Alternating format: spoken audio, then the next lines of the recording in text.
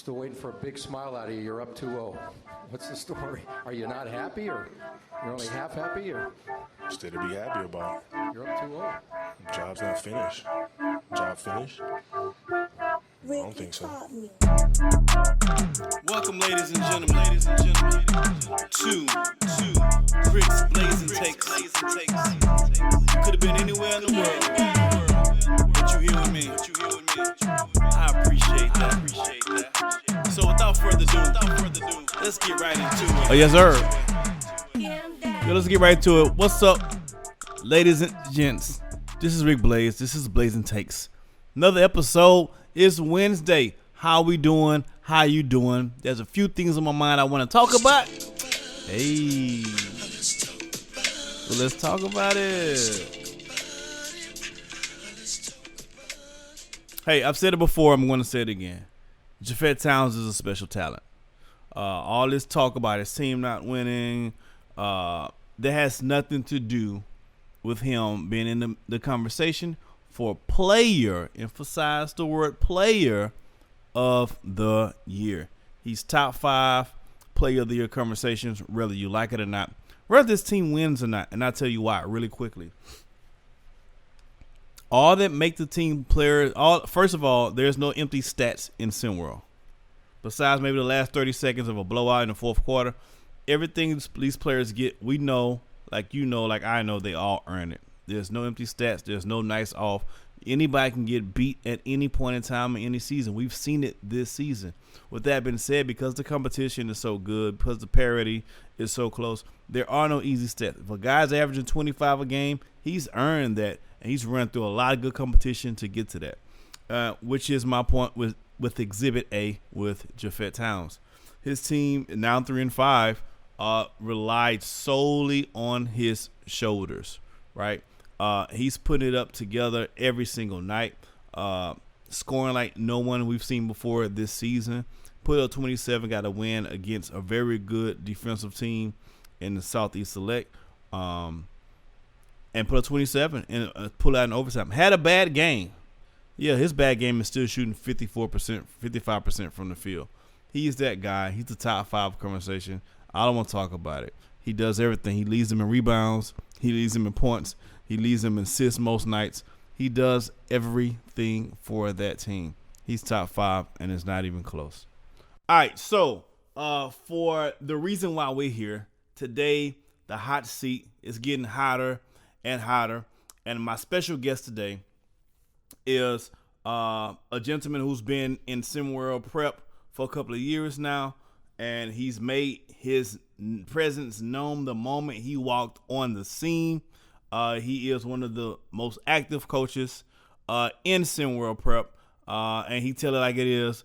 Happy to have him. Also, the 2022 champ of Race to One. He led his Beast of the East team to the championship. None other, you know what I'm talking about, Coach Drayton. Coach Drayton, how are we doing today? Good, sir. SimWorld, what up, though? CB around the yells. That's how you do an intro for somebody. That's how you do an intro. But I'm happy to be here. I'm glad, it's always, on this, look, I just want to say this, Coach. I got to get this out of my system. I got to say it right now. I take care of my people, man. I just, it's just something about the Southern hospitality in me to just make sure that I take care of my folk, man. You see how I'm roll out the red carpet for you, Coach? I got you. Man, I really appreciate it because you, somebody like me who always tell it like it is and can admit when they're wrong. Very rarely are we wrong, but in those cases, and that's what people don't understand. That's why I don't have a problem admitting when I'm wrong, because it very rarely happens. I get a little bit of joy out of it. It's cool. All right, enough of that. Let's get into the business. Coach, I'm going to start off real quick with the first thing that comes to mind. I know you guys got a big game today, so we're going to talk about that. But a lot of people have been saying, speaking about, and talking about your lineup, the way you do your starting lineups, your bench, your whole rotation. And there's been some folks that's saying, hey, I think Coach Drayton is doing some of his players a disservice because these big name college programs are coming out to see certain players like 11 Cutler, and this guy isn't starting against certain teams, which may not be sending a good message to these college programs. So, everybody got something to pick apart, right? So my question to you is, what do you have to say about the pundits who have questions and concerns about how you run your ship and how you run your lineup for Beast of the East? I would say if I was crashing, then you could question and concern. But last time I checked, I'm still right afloat. Talk that talk, Coach. Okay. So as far as the scouts and coaches that are coming to see certain guys on the team for certain key matchups, I would hope that another coach will understand that somebody like Levin Cutler, and the game that people always want to talk about is where I didn't have him start against Beyond the Arch. They run a zone. Levin ain't no shooter. He gonna back you down. He gonna get him a little post shimmy, a post hook. If they're in the zone and it's two bigs right there, why would I put him in a position to fail just because a college is there? If anything, I'm helping him out. I'm making sure he's in a scenario where if he got to face two bigs, because he's not going to change his game just because they're in the zone, he facing two bigs, it's going to be two backups. Talk that talk, Coach. See, that's the type of intuitiveness and the type of response from a person who studies the game, studies the teams, and knows his players' strengths. In other words, what he's saying is, and a lot of coaches can take this to their teams, I'm not going to put my players in a position that's not going to be the brightest light shining on them at that time. I like that. I can respect that. All right, Coach, let's get into it. Since we're talking about the game, since we're talking about Levin Cutler and your squad, hey, you know who's coming to town today, right? You know it's not Santa Claus. Christmas is over. You know what it is, right? We're talking about Cascadia. I mean, is it no, not Cascadia. No, it's Cascadia. Cascadia, right? I'm sorry. Cascadia's coming into town. Big game. Coach, I'm asking you this question. It's rhetorical. I know you know the answer. What's Cascadia's record? They have never lost. Ooh. Say, Coach, I know it's a tough task, but let me ask you, how do you, and remember this is the hot seat now, how do you feel about your chances against Cascadia today? Man, I feel like Reggie Miller. It don't matter how ugly the shot is, just know it's going down. I go into every game feeling like we're going to win and we should win by a fair margin. And when we don't, that's where my disappointment sets in. And then I go and review the film, and I make sure if it's on me that I correct it, and if it's on the players, I correct them. Oh, so not only are you looking at the wins and losses, you're looking at how much they win and lose by. Yeah. Oh, so okay. Well, since the seat is hot, let's get it blazing a little bit. If your team played today, Beyond the Arch, and they won by 3, is that a good win or not so good win for your team? That's a bad win. I feel like we didn't play to our potential. How much you have to beat Beyond the Arch by for you to be satisfied with the win, Coach? I told my guys we should win 15 plus. There shouldn't be a team that runs zone, any zone team. There is no team that should be confident with just sitting people in spots and trailing spots and we not run the numbers up on them. I know my guys can shoot. I know KPJ can play make. I know Losi and the ISO is going to do work. So when we're not playing to a certain level, like in the Beyond the Arc game, I think we didn't even take the lead in the game until the fourth quarter. Mm-hmm. The whole time I'm mad. Wow. We're not playing to our potential. Run DMV. How many you got to win by before it's a successful win for you, Coach? Run DMV. See, that's a rivalry game. It's a lot of players on that roster from last year. True. So that game's always going to be tough no matter who's coaching that team. So that I'd probably say 10 plus. 10 plus. Okay. Double digits. All right, last one. Cascadia. What would be considered a good game for you against Cascadia today?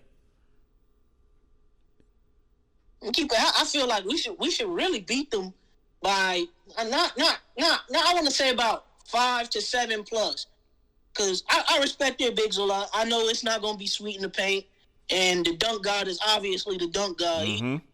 He earned his nickname, I think they have a couple sleepers that people don't talk about, and Daniel Irving. Yeah. So Yeah. I think the game's going to be close and competitive, but when you're facing the cream of the crop, those teams that I view as cream of the crop, 5+ is where I want to settle it at, because I feel like we're the best team in the league. We should beat everybody by 5+, at least 2 baskets. That's what's up. I like that. Well, let's ramp it up a little bit. I'm going to ask you a question, and then you're going to tell me the answer. The first thing that comes to mind. By the way, everybody who's listening, he has not been prepped for this. I don't play those games. I'm going to shoot my shot, and that's just how it's going to go. Here we go. Most overrated coach in SimWorld right now. Right now? Yeah. Isaiah Pope. Most underrated coach in SimWorld right now. Skinny Washington. Okay. Here we go. Most over us.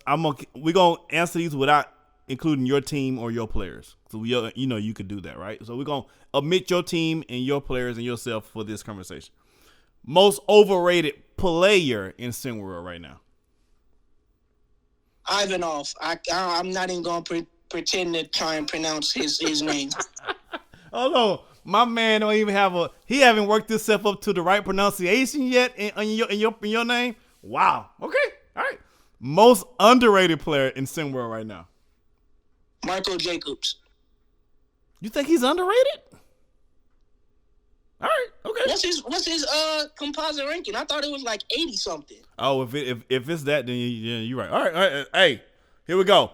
Aside from your squad, what team you feel has the best chance of winning it all this season? Is this a question? Do you originate? I have to. Hey, give me a real question, Rick. I have I'm to not put. gonna let you end it off. All right, here we go. Here we go. You come from a musical background, yes? Yes, sir. Got a couple musical questions for you.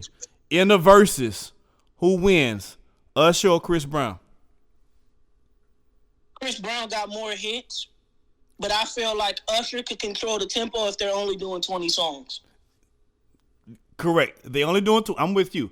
If they're only doing 20, and we taking the live performance out of it, I'm just talking the songs, because no one's out live performing Chris Brown.